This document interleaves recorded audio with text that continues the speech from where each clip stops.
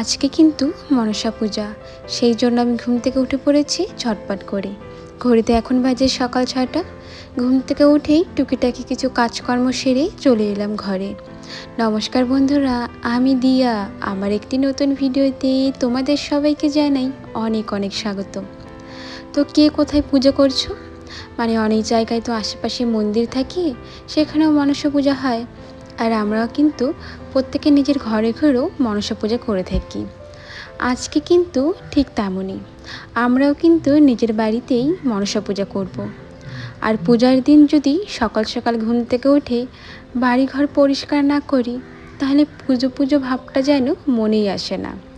এই জন্য ঘুম থেকে উঠেই কিন্তু ঝটপট প্রথম কাজটা হলো ঘরটা মুছে নেওয়া। এরপর তো স্নানে যেতে হবে, স্নান সেরে সকালে রান্নাবাড়িও করার আছে। আসলে এত সকালবেলাতে দুধ কোথাও পাবো না, এই জন্যই পুজো দিতেও অনেকটাই দেরি হবে। আসলে কি বলো তো, এখানে না বেশি একটা গরু নেই, আর থাকলেও কি বলো তো, সবাই তো আলাদা আলাদাভাবে কিনে নেয়। এবার হঠাৎ করে চাইতে গেলে ওই অল্প একটু আর কি পাওয়া যাবে না, সেই জন্য পাশেই একটা দোকান থেকে কিনে আনবো। তো শাশুড়ি মা সকাল সকাল দোকানে চলে গিয়েছিল, তবে দোকানে একদম দুধ ছিল না।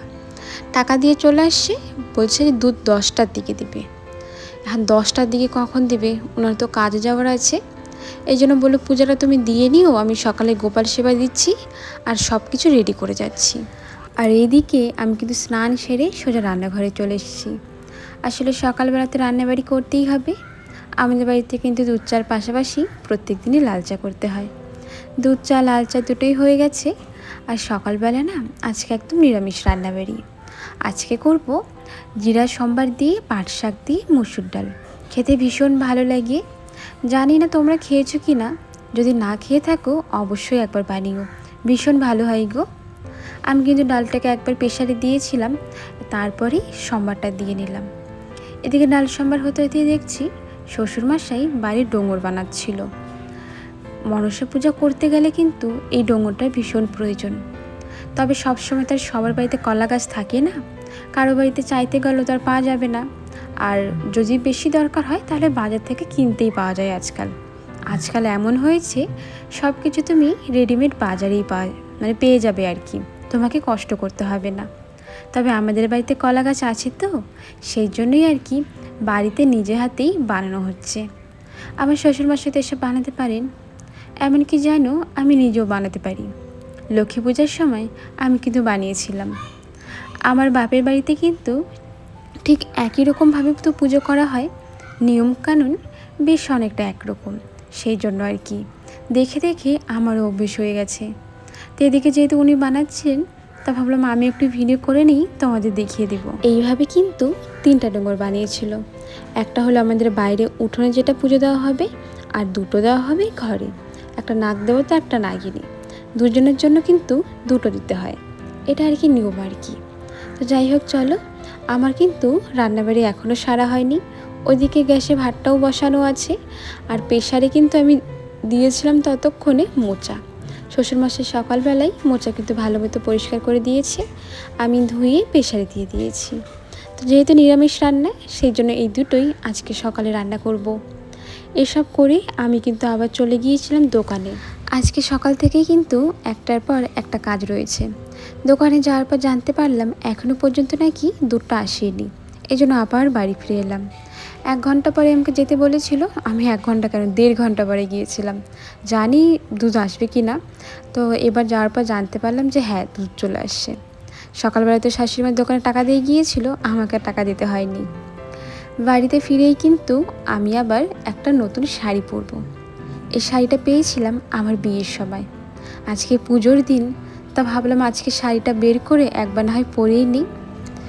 অনেকেই থাকে না, যদি নতুন শাড়ি ঘরে থাকে সেটা তুলে রাখে, কখনোই পরে না। তবে আমার একটা খুব বাজে অভ্যাস আছে, আমি ঘরে বেশি দিন নতুন জিনিস রাখতে পারি না, একটার পর একটা জিনিস বের করতেই থাকবো। এটা আমার লাস্ট নতুন শাড়ি ছিল, যেটা আমি বের করে পরে ফেললাম। এরপর ঘরে আর কোনো আমার তোলা শাড়ি নেই, এরপর কিনবো তারপরেই হবে। আসলে কি বলো তো, আমার মনে হয় কি, আচ্ছা এখন পরবো না তো কবে পরবো এই জিনিসগুলো? আর যখনকার সময় ভালো আছে তখন তুমি পরে নাও, আমার মনে হয় তাতেই ভালো। হতে পারে এরপর যে তুমি থাকলে না, বলা তো যায় না কথার কথা, তাই না? এই জন্যই আমার মনে হয় যখন যেটা আছে সেটা পরে নাও, তোমার মনটাও ভালো থাকবে।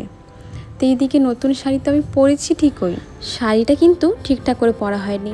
ওই যে শাড়ি পরার একদম অভ্যেস নেই, তার উপর আবার নতুন শাড়ি। কোনো রকমভাবে এদিক ওদিক করে গুজে ঠুজে শাড়িটা পরে নিয়েছি।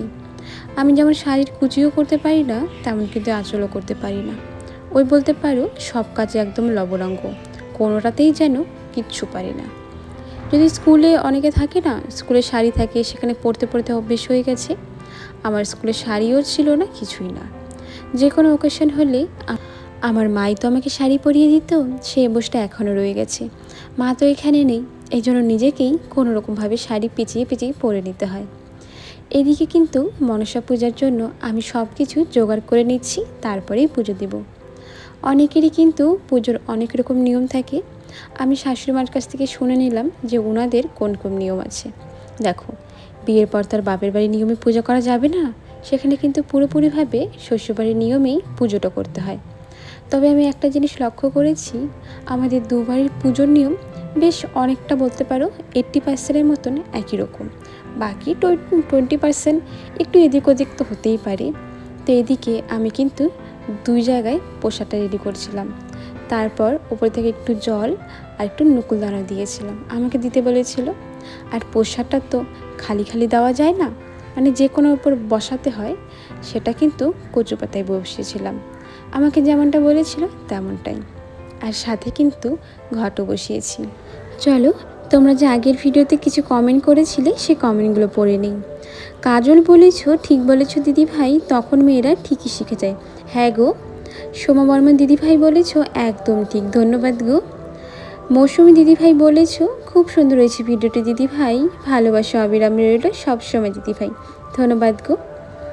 সোনালী বিশ্বাস দিদিভাই বলেছ, দিদিভাই তুমি নির্মা কেন বলো, সার্ফ বলবে। আচ্ছা ঠিক আছে, সার্ফ বলবো। আসলে না, নির্মা বলতে বলতে একটা অভ্যেস হয়ে গিয়েছিল, তুমি যেহেতু বললে তাহলে এখন থেকে সার্ফ বলবো। মিনু দিদিভাই বলেছ, দিদিভাই অনেক কাজকর্ম হলো, অনেক কাপড় ধোয়া বাসন ধোয়া, খুব ভালো লাগলো, ধন্যবাদ গো। কুকিং ভিলেজ থেকে বলেছ, দিদি কেমন আছো, আমি বেশ ভালো আছি, তুমি কেমন আছো।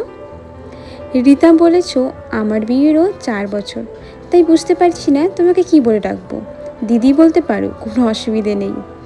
নাফিসা বলেছ, খুব সুন্দর হয়েছে ভিডিওটা আপু, ধন্যবাদ গো নাফিসা। চলো, তোমাদের সবগুলো তো কমেন্ট পড়া হয়ে গেল।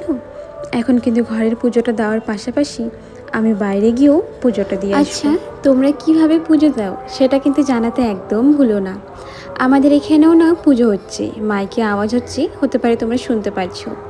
তো চলো, এদিকে পুজোটা সেরে আরও যে বেশ কিছুটা দুধ ছিল না, সেটা না জাল দিয়ে নিব। আর কি বলো তো, দুধটা এমনি থাকলে তো নষ্ট হয়ে যাবে, আমাদের বাড়িতে ফ্রিজ নেই, সেই জন্য দুধটা জাল দিয়ে রেখে দিব।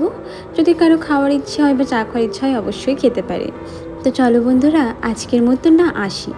সবাই ভালো থেকো, সুস্থ থেকো, আর হ্যাঁ, আমাকে কিন্তু একদম ভুলে যেও না। সবার সাথে দেখা হবে নতুন ভিডিওতে, নতুন গল্পের সাথে। সবাইকে টাটা।